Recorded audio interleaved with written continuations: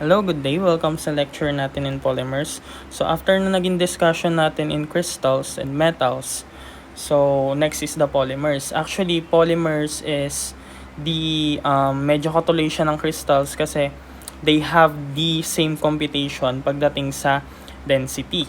No, so later on, i-discuss natin kung ano ba yung slight differences na meron tayo sa crystals and then dito sa polymers. So let's start with the introduction about polymers. So polymers are materials consisting of giant or macromolecules, chain-like molecules having average molecular weights from 10,000 to more than 1 million gram per mole. So yung kinaibahan niya with crystals have usually kasi yung crystals ay puro mga ionic compounds. So sa crystals is more on bonding lang siya ng isang metal and then ng non-metal. For example, yung sodium chlorides, 'di ba? Yung sodium chloride or the salt is or the table salt is an example of a crystal, 'di ba? So sa crystal, meron lang tayong sodium at meron lang tayong chlorine, 'di ba? So ang sodium kasi is 23 gram per mole at yung chlorine naman is 35 gram per mole. So yun na yung kanilang molar mass. No? And then kung i-compare natin sa polymers, ang sabi dito, ang polymers ay more than 10,000 to 1 million gram per mole.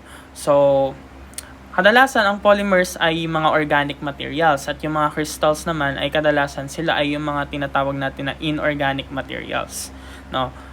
So later on i-discuss natin kung ano ba ang mga organic materials. So meron din tayong tinatawag na polymerization. So ang polymerization, ito naman yung process in which small molecules consisting of one unit na tinatawag natin na monomer, and then kapag nagbi-build na siya ng sunod-sunod ng chain-like structure, ang tawag doon ay polymerization to create polymers. No, so yung first few units daw ay tinatawag natin na oligomers. So kapag mag-isa lang siya, ang tawag doon ay monomer. And then kapag dumami na siya ng dumami, ang tawag na sa kanya is polymer.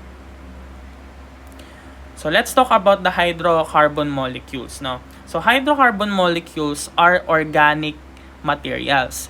Ibig sabihin, kapag sinabi kasi natin organic materials in chemistry, so bababawan ko na lang. Ang organic materials kasi is usually made out of carbon. No, ang organic chemistry kasi is umiikot sa carbon. So, ang hydrocarbons ay combination lang naman siya ng carbon at hydrogen atoms. Kaya nga siya tinatawag na hydrocarbons. Hydrogen with carbons or carbon with hydrogens. So, kung i-compare natin yung mga hydrocarbons sa mga ionic compounds, ang ionic compounds ay yung nagko-connect sa kanila ay tinatawag na intramolecular ionic bond. Pero sa mga hydrocarbons, no, sa mga again, sa crystals pala, baka kasi mali ako na nasabi.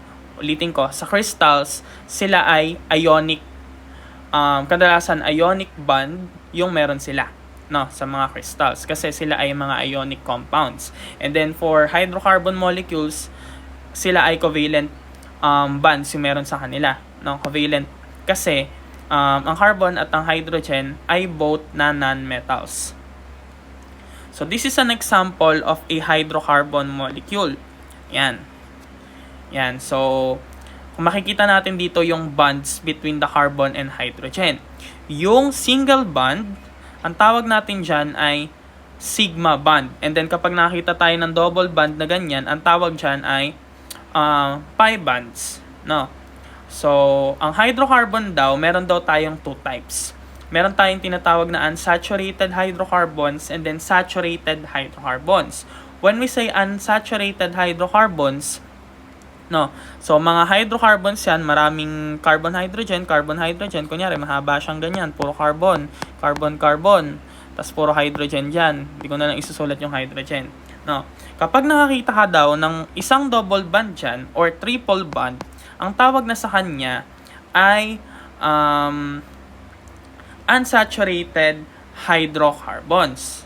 No. So, actually, mali itong structure natin. Pero, for example, carbon, carbon, carbon, and carbon. And then, kunyari dito, may triple bond, tas ito ay may double bond. Kasi hindi possible yung dalawang magkasunod na ganun. No. Kasi, ang carbon ay tetravalent. Ibig sabihin, si carbon ay may kakayanan magkaroon ng 4 na bonds. Kasi si carbon, stable siya kapag 4 yung nakakabit sa kanya. No? Because carbon is tetravalent. So, balik tayo dito. When we say saturated naman, saturated is kapag single bond yung mga carbon. So, puro ganito. No? Kapag puro single bonds lang at walang hindi present yung triple at yung double bond, ang tawag sa kanya ay saturated hydrocarbons. Kapag naman nakita nyo, ang present lang, for example, double bond alone lang, still unsaturated siya. And then kapag triple bond alone lang, still unsaturated pa rin siya. So, yun lang yun.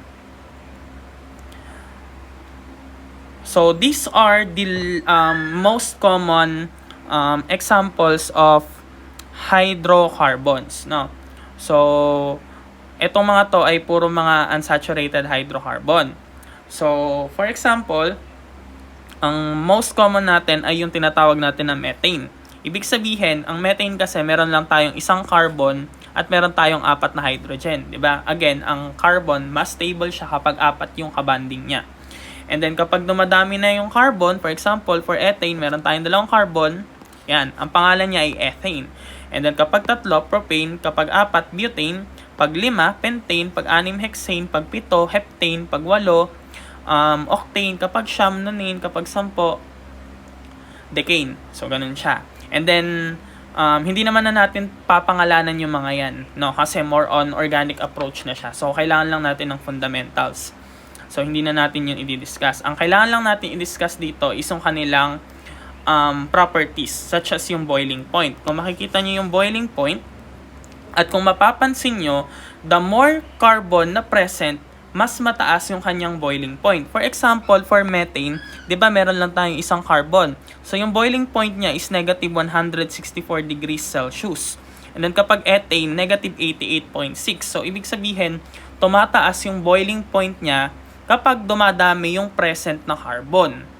So, ganun siya. For example, yung butane lang, di ba si butane ay, this is very common lalo na sa mga samgyup, di ba? Yun yung ginagamit sa yung portable na stove, diba? So, mapapansin nyo, ang boiling point niya is negative 0.5 degrees Celsius. No? For example, ang oil. No? Ang oil, yung oil na cooking oil. Ang oil na cooking oil kasi is made of siguro mga 20 to thousands, 20 hanggang thousands na carbon molecule. Kaya nga 'di ba, sobrang taas ng boiling point ng mantika. Mahirap siyang pakuluin because of the presence of the carbon. So sobrang dami kasing carbon yung meron doon, kaya yung oil sobrang taas na kailangan na temperature natin for boiling point. So next. So for polymer molecules, ayan, pag-uusapan na natin yung mga polymers. So introduction pa lang yung kanina about hydrocarbons. No? So, kapag sinabi nating polymers, again, polymers ay gigantic.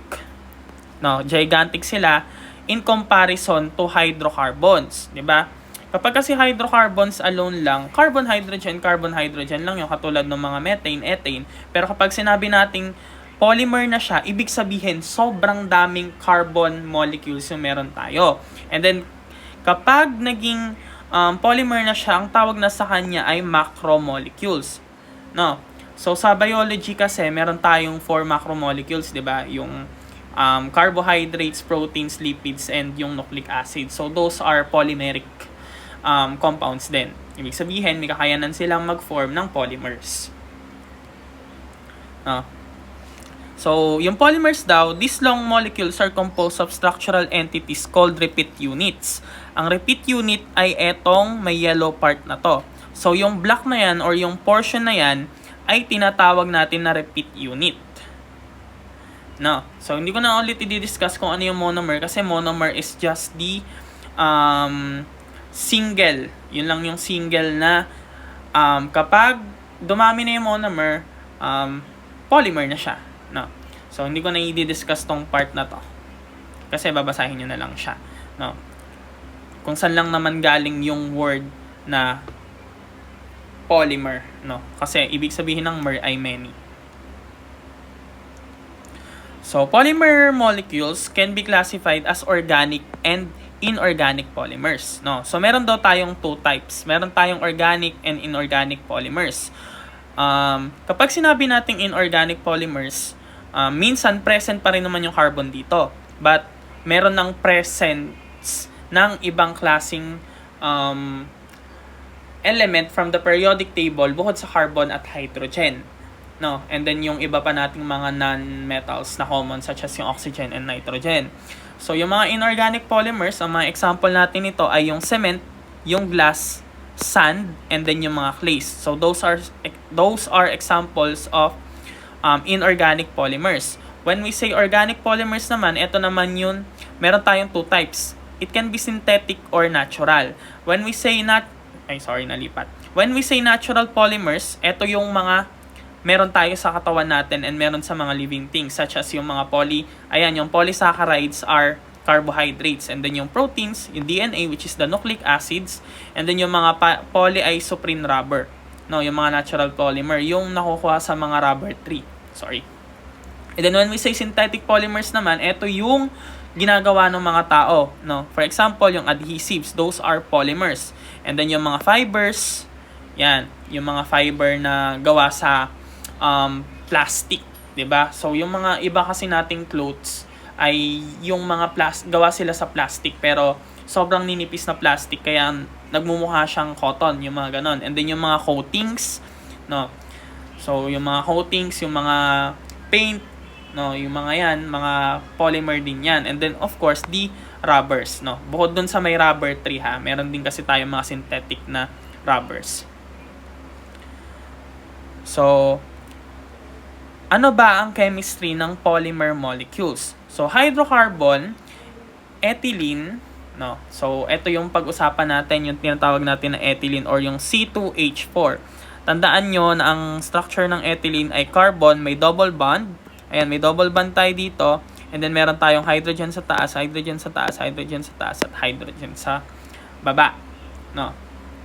Which is a gas. So, gas daw to at ambient temperature and pressure. And has the following structure. Ito yung structure niya. No? Since sabi, gas siya, once na mag-form ng polymer, etong gas natin na ethylene, nagsasolidify yan. No? Hanggang sa humaba na siya ng humaba. If the ethylene gas is reacted under appropriate conditions, it will transform into polyethylene. Ibig sabihin, nagiging polymer na siya. Nagiging polymer na siya. No? Which is a solid polymeric material. Gaya nga nasabi ko, from gas, nagiging solid siya.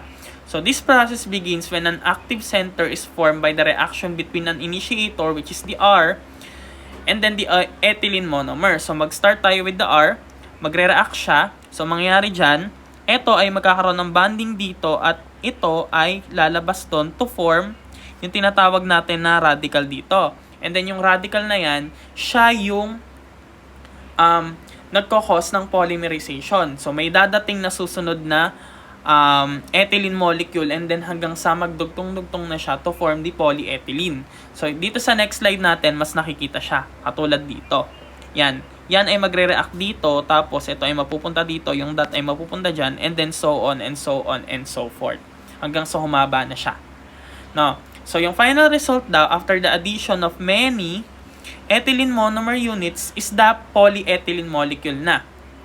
No, so sa lab part, i-discuss natin kung paano nag-e-end to kasi may ending din 'yan. Nag-terminate din 'yan, no. Yung mapuputol na yung polymer natin. So, i-discuss natin 'yon sa may laboratory part ng polymers.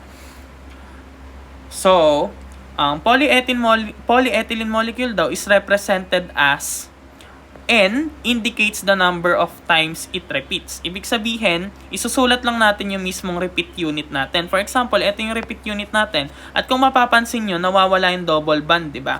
Kasi yung double bond natin ay napupunta na dun sa may kabila at nagiging radical na siya. So, kung isusulat natin yung kanyang structure, for example, meron ka ng 10 ethylene. So, ibig sabihin, N is equals to 10. So, kung isusulat mo siya, C, and then, naglagay ng open and close dyan, huwag nyo kakalimutan yung dalawang guhit na yan. Kasi it represents that the chain is long. Ibig sabihin, mahaba siya. Kaya natin siya sinusulat as ganyan. Tapos, syempre, wag natin kakalimutan yung mga hydrogen sa baba at sa taas. And then, for example, kung n is equals to 10, edi ilalagay mo dito 10. Ibig sabihin, meron kang 10 repeat unit. Ibig sabihin, meron kang 10 ganito. So, yon. So, ito yung mga list natin ng mga repeat units for 10 of the more common polymeric materials. Ito yung sobrang mga common natin. No? So, mga example natin is the polyethylene. Ayan, polyethylene, saan ba natin ginagamit yung polyethylene? Sa industry. Ang polyethylene is more on, ginagamit natin siya sa mga plastics. No? Both, yung mga malalambot tsaka yung mga matitigas na plastic. For example, for containers, yon yung mga matitigas. And then yung medyo matigas naman, yung mga plastic bottles, and then yung mga plastic bags. So, doon siya ginagamit yung polyethylene. And then the polyvinyl chloride naman, so ano naman, alam naman na natin yung structure ng polyethylene eh. Ano naman yung structure ng polyvinyl chloride? So, itong mga to, tandaan nyo lang sila, no, kung ano yung mga nakakabit sa kanila. Ang polyvinyl chloride, or PVC, so very familiar naman na kayo sa PVC, di ba? Yun yung mga pipes na ginagamit natin, di ba? Yung mga PVC. So, sa PVC, instead of hydrogen, meron tayong isang chlorine dito. So, bawat repeat unit ng polyvinyl chloride, puro ganyan, laging may Cl. And then, when we say polytetrafluoroethylene, ito siya, meron tayong, instead of hydrogen, meron tayong 4 na fluorine. And then, polypropylene, or PP, ayan, polypropylene, ito, CH3 naman yung meron siya. And then, polystyrene, ito. Meron siyang styrene group dyan. No, ang polystyrene is kadalasan ginagamit ito sa mga styrofoam. And then the PMMA, yan yung polymethyl methacrylate. No, yung PMMA, ginagamit natin yan kadalasan sa mga LEDs. No, para mas clear yung para mas clear yung spread nung light sa mga LED. Yan yung ginagamit natin, yung PMMA. Kasi, pagdating sa optical clarity, the best si PMMA. No? So, yung repeat unit niya, meron na tayong CH3 dito, tapos meron tayong ester group dyan. And then, the bakelite, eto si bakelite. Ayan. Ganyan yung structure niya. So, paulit-ulit na puro ganyan kapag bakelite. And then, the nylon 66. Ito yung nylon 66. So, tandaan nyo na lang yung mga structure. And then, the PET, or the polyethylene terephthalate. Ito siya. And then, the polycarbonate, or the PC. No? So, meron tayong types of polymer. Meron tayong 4 types of polymer, or polymer molecular structure. Ang polymerization kasi, may iba't iba siyang klaseng form. Kasi nagre-react siya. So, ibig sabihin, nagkakaroon siya ng tuloy-tuloy na reaction. So, meron tayong 4 types. No, meron tayong tinatawag na linear polymer, the branch polymer, and then the cross-link, and lastly is the network polymer. So, i-discuss natin yan isa-isa. Kung ano ba yung mga pagkakaiba-iba nila. So, let's discuss the linear polymers. So, linear polymers, yung repeat units niya are joined together end-to-end single chains. Ibig sabihin, isang diretso lang. Kung mapapansin nyo, isang diretso lang naman siya. Hindi siya liliko. Hindi siya magkakaroon ng sanga. Basta isang diretso lang siya ang linear polymers. No. So, yun lang naman yun. Ano yung mga examples natin ng mga linear polymers? Ang mga example natin ng mga linear polymers ay yung mga polyethylene, no? Yung mga PVC, polystyrene, and then polymethyl methacrylate, or yung PMMA natin. And then yung nylon, and then yung mga fluorocarbons. So, that is the examples of linear polymers. Then, when we say branch polymers naman, ibig sabihin, nagkakaroon tayo ng side branch na chain. Ibig sabihin, nagkakaroon tayo ng sanga-sanga. Instead of isang diretso, kung mapapansin nyo, dito sa may part na to, nagkakaroon tayo ng ibang reaction, kaya siya nagkakaroon ng branch. No? So, ang branch polymer kasi, nagkakaroon tayo ng reducing pagdating sa formation. No? Pagdating sa density nila. No? So, those polymers that form linear structures may also have B branch. Kaya tayo nagkakaroon ng tinatawag natin na HDPE and then LDP, or the low density polyethylene, and then HDPE, or the high density polyethylene. So dito na tayo nagkakaroon ng differences pagdating sa mechanical properties nila. For example, ito ay mas malambot at ito ay mas matigas. Kasi because of branching, kasi sa spaces, no. Depende kung paano siya nag-branch. And then kung mapapansin nyo, meron tayong polyethylene na linear, meron tayong polyethylene na branch, 'di ba? Kasi depende 'yon sa reaction na magkakaroon yung polyethylene natin. And then nakadepende din kasi 'yon kung may mga additives tayo. Next is the cross-linked polymers. So ito is adjacent chains are joined together or joined one to another at various positions by covalent bond. So often this cross-linking is accomplished by additive atoms or molecules that are covalently bonded to the chains. And then many of the rubber elastics materials are cross-linked. So yung mga rubbers daw natin, sila ay mga cross-linked polymers. Why? Kasi kung mapapansin niyo yung structure ng cross-link, di ba pa ganyan siya? No. Kapag kasi ganyan, mas stable yung mga atom natin. Ibig sabihin, even if you stretch that, ma-maintain niya yung ganyang klaseng formation, 'di ba?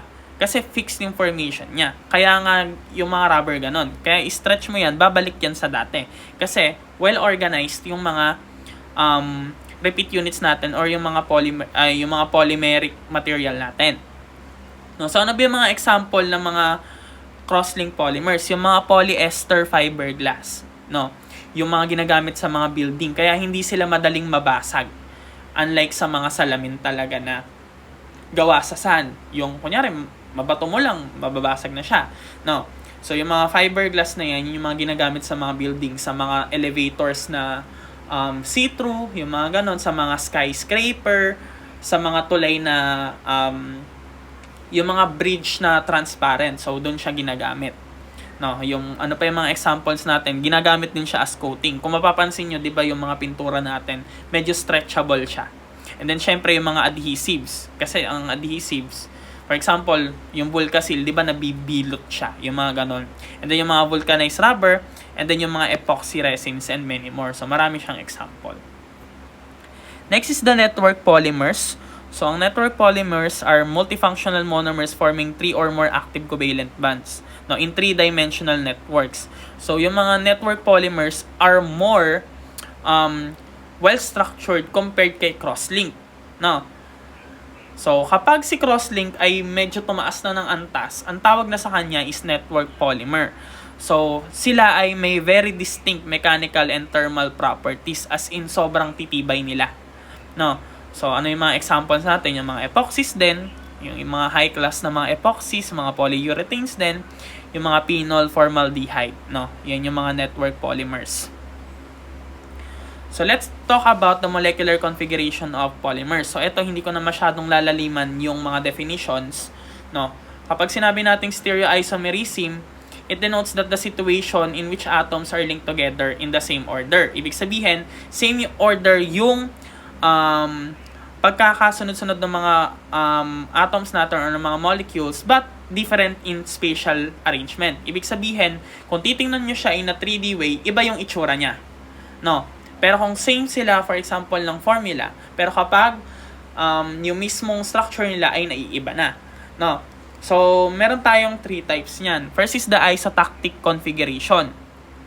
So sa isotactic configuration, yung R group, ang R group is yung chain mo. For example, kung polyvinyl chloride siya, ang R group mo ay yung Cl, no. Kung babalikan natin yung structure natin kanina ng PVC, no. So for example, gawin natin Cl yung mga R na yan. Ayan, no. Ang isotactic configuration daw ay nasa iisang side lang ng chain, katulad nito. Kung mapapansin nyo, lahat ng R natin ay nasa isang side lang. And then ito yung 2D niya. So katulad lang din siya nung linear niya or yung 2D structure niya. Ito yung 3D. Tandaan nyo, ito yung 3D, yung nasa unahan. Paano siya naging 3D? Kasi kung mapapansin nyo yung lines niya, ito ay solid line na wedge. Ibig sabihin, nakaharap siya. And then ito namang dash line na yan, ang ibig sabihin niya nasa likod. Ibig sabihin, kung titingnan natin yung carbon, hydrogen na yan, yung hydrogen na to ay naka-forward papunta sa atin at ito namang hydrogen na to ay nakalabas. No, nakapaganon siya. So, ganun yung point of view niyan. No. And then when we say syntactic configuration, the R groups is situated alternate sides of the chain. So, tingnan muna natin itong pangalawang structure niya. Kung mapapansin nyo, di ba alternate lang naman siya. R dito, R dito, R dito, R dyan, at R dyan.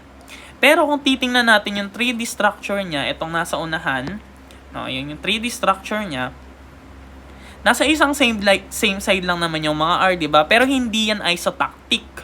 Yan ay syntactic. Why? Kasi, etong R na to ay yung nasa unahang R na, yan ay naka-wedge line. Ibig sabihin, nasa harap to. Tapos yung kasunod na R natin, yun nandito sa pangatlong carbon, nasa likod na yung R. And then harap ulit, likod, harap. So ganun siya. Unlike dito sa isotactic na puro harap yung mga R natin. So, yun yung kinaibahan. No? Baka kasi malito kayo sa structure. And then when we say atactic configuration naman, ito ay random positioning. So, kung saan lang siya mapwesto. Yun lang siya. And then let's talk about the geometrical isomerism. So, we have two types. No? The cis-trans structure, yung una is the cis and then pangalawa is yung trans. No? Kapag cis, kung mapapansin nyo, etong H natin, ito yung mga side chains natin, di ba? So, nasa same side daw sila kapag cis. Sabihin natin, gawin na lang natin tong CH3 din. No? Ibig sabihin, nasa same side lang sila, pero kahit hydrogen, ganun lang din naman. And then when we say trans naman, yan ay nakataas yung isa at yung isa nasa baba. No? Pero dapat nasa kabilang side ng carbon, nasa pangalawang carbon. Hindi pwede dito. Dapat nandito siya. So, yun yung trans. Hindi ko na rin yung lalaliman. No? So, eto lang yung summary. No? Ito yung summary niya. So, hindi ko na ito i-discuss, pero let's talk about the bakit si linear at si branch lang yung may isomeric state. Kasi si crosslink, hindi mo makikita yung isomeric state niyan. Kasi nga, di ba nga, ang structure niya ay paganyan. For example, paganyan. So, mahirap makita kung nasan side si CL or yung R group, and then ganun din naman kay network. Kaya kadalasan, nagagamit lang natin yung isomeric states for linear and for branch.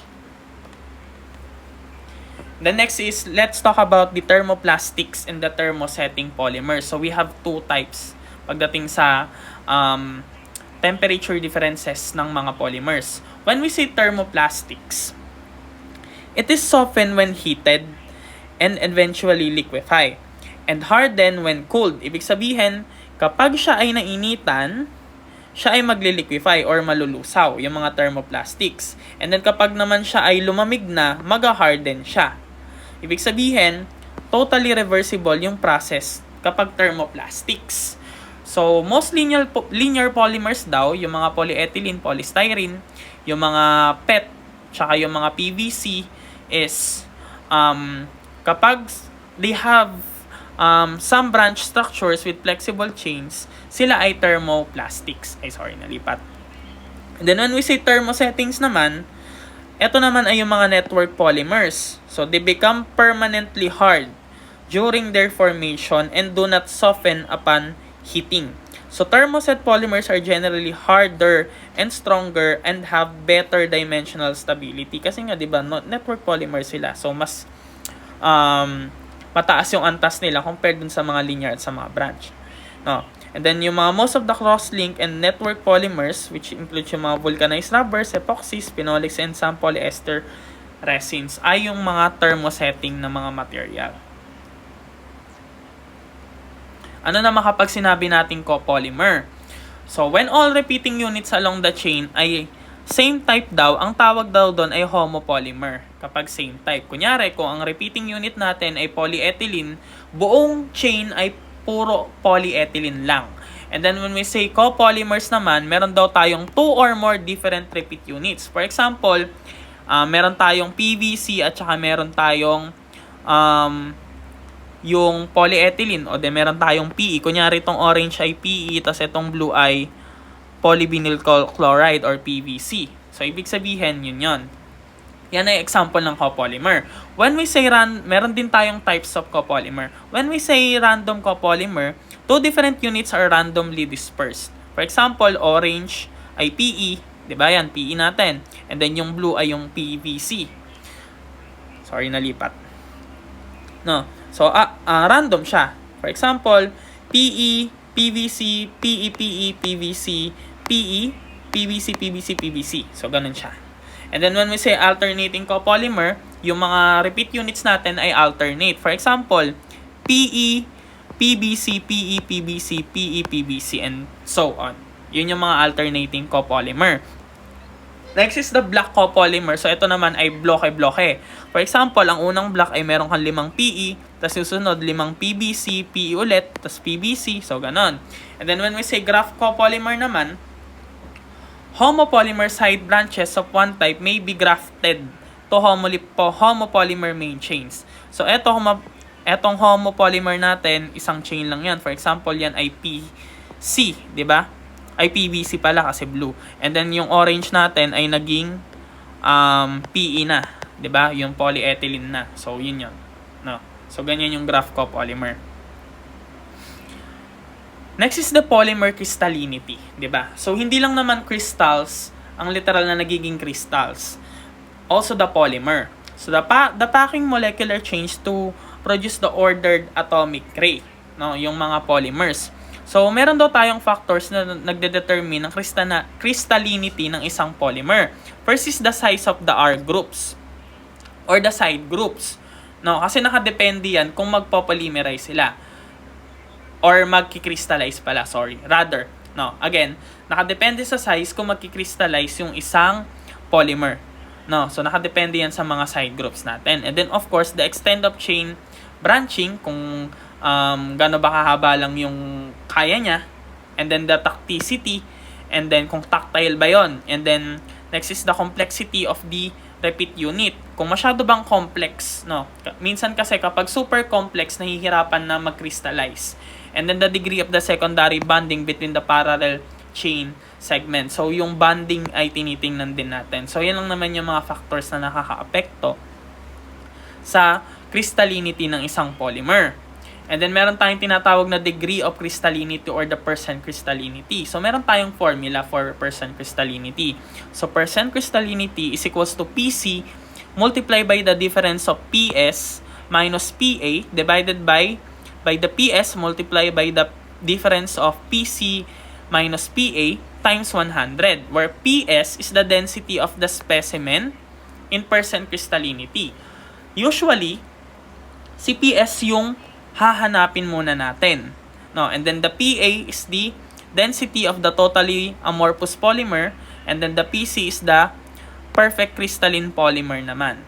No, kadalasan itong dalawa na to ay given.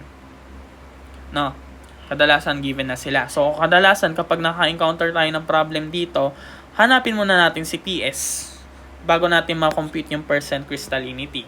Ngayon, paano naman natin i-compute si PS? No? So, we're using the density of the crystalline polymer formula, which is the P, or the density, is equals to Na over BCNA. So, for example, yan ay PS. Yan. So, yan yung PS mo. I-compute mo muna siya. Where P is the density, N is the number of repeat units within the unit cell. Ibig sabihin, ilang repeat unit ba ang meron tayo dun sa unit cell natin? Di ba dati, sa crystals, nade-determine natin yung N depending kung siya ay FCC, simple cubic, kung body-centered ba siya, or HCP, yung mga ganon. And then for the volume is the unit cell volume. So, katulad lang din nung nandun. And then katulad lang din na nasa crystals. And then of course, the Na, hindi yan magbabago, which is the Avogadro's number, nalipat. The 6.022 times 10 raised to 23 repeat units per mole. So, yun siya. So, let's try a sample problem for the computations of density and percent crystallinity of the polyethylene. So, for letter A na tanong, compute daw natin. So, basahin ko muna. Compute the density of the totally crystalline polyethylene, the orthorhombic unit cell. So, sabi, ang unit cell daw natin ay orthorhombic. Ito yung shape ng orthorhombic. Yan yon. Yan, yung parang rectangle na yan na cube. Yan yung orthorhombic. Unit cell for polyethylene is shown in the figure. Kita naman. So, also, the equivalent of 2 ethylene repeat units is contained within each unit cell. Ang sabi daw, sa isang unit cell natin na yan, meron daw tayong dalawang repeat units ng ethylene. No? So, meron tayong dalawa. So, ibig sabihin, dyan pa lang, nabanggit na kung ano yung N natin. N natin is equals to 2. Kasi sabi, meron tayong 2 ethylene repeat units. No? Ngayon, ko-compute na natin si PS or yung density natin. So, let's compute. So, the formula is density is equals to NA over BC NA. So, N is equals to 2. So, eto siya. Yan. 2 repeat units. Multiply by the 28.05 gram per mole. Ngayon, saan yan galing? Saan galing si 28.05? Paano natin malalaman na yan yung kanyang A or yung kanyang molar mass? No, malalaman natin yan doon sa mismong polyethylene. Di ba ang structure ng ethylene natin is C, tas meron tayong H dyan, tas meron tayong H, at meron tayong H, at meron tayong H. No, yan yung ethylene natin, di ba? So, dapat medyo kabisado nyo rin yung mga structures para alam natin kung ano yung mismong ginamit natin na repeat unit. So, paano natin ngayon malalaman yung molar mass? So, si carbon, sa periodic table siya ay 12, di ba? At si hydrogen ay 1. So, meron tayong 4, so times 4 to, at meron tayong dalawa nito, times 2. Diba? So, dalawa. So, eto ay 24. Diba? 12 plus 12 is 24. Eto naman ay 4.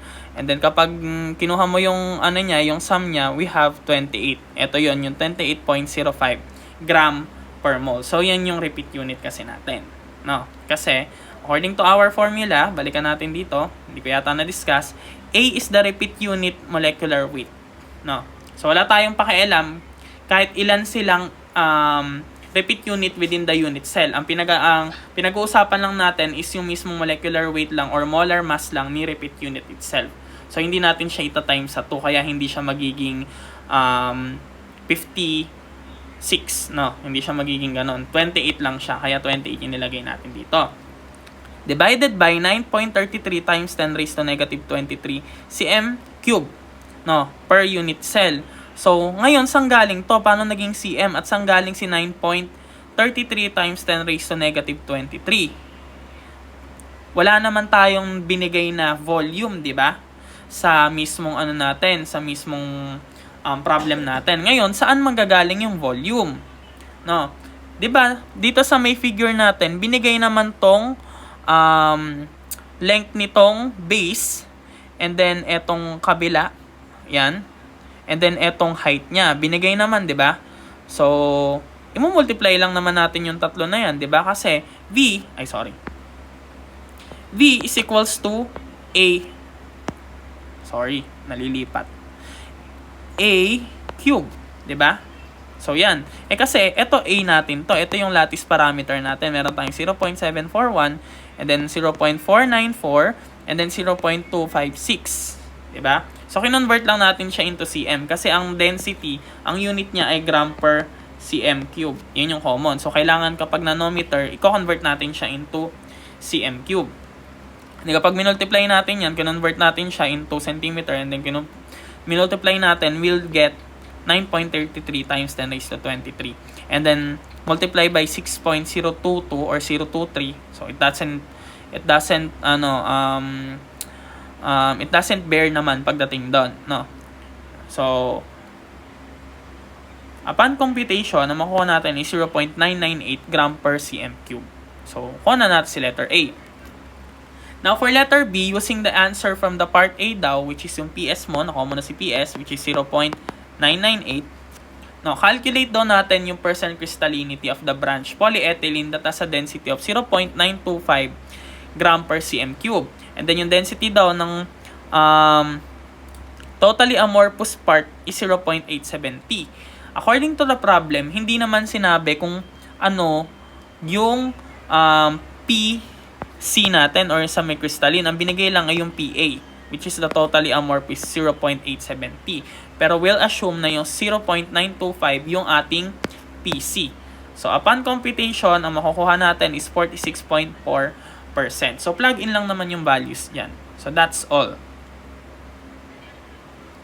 And then for your activity, try to answer this one, and then you will submit it in Google Classroom, at yung ibibigay ko na deadline is until the first day lang ng final exam.